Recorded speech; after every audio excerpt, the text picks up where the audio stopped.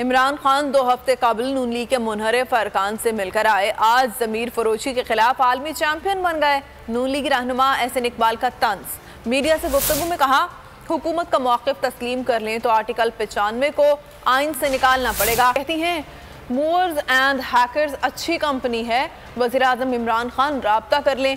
रियासत मदीना के नाम पर माफियाज की हुकूमत बनाई गई। राना सनाउल्लाह ने कहा कि तहरीक अदम एतमाद में ताख़ीर हुई तो मुल्क अदम इस्तेहकाम का शिकार हो जाएगा।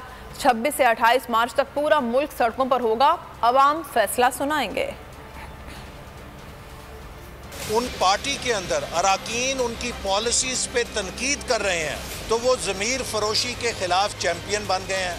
इमरान नियाज़ी साहब से पूछना चाहता हूँ, अभी 2 हफ्ते पहले लाहौर में आप मुस्लिम लीग नून के मुनहरिफ MPs के साथ मिलकर आए, तो मुस्लिम लीग नून से मुनहरिफ होने वाले MPs तो ज़मीर के मुताबिक खड़े हैं, लेकिन आपके पार्टी के अराकीन जब आपकी पॉलिसीज़ पर तनकीद करते हैं कि आपने PTI के मंशूर से धोखा किया है, तो वो ज़मीर फरोशी करते हैं। मूवर्स और पैकर्स जो है, इमरान खान साहब को मशवरा दिया था कि वो बड़ी अच्छी कंपनी है, बहुत जल्द सामान पैक करती है और बहुत जल्द वो घर पहुंचा देती है, लेकिन बहुत जल्द तमाम सरकारी अमलाक इस नफरत, इस झूठ, इस चोरी, इस करप्शन से खाली होंगे। लोगों ने कुरान पे हाथ रखे हैं कि हमें 1 रुपया ना ऑफर किया गया ना हमने लिया। करप्ट हुकूमत के खिलाफ जो है वो अपनी आवाज़ को बुलंद कर रहे हैं, उनको डराने के लिए और इस प्रोसेस को डिले करने के लिए जो है ये जाहिर किया गया है।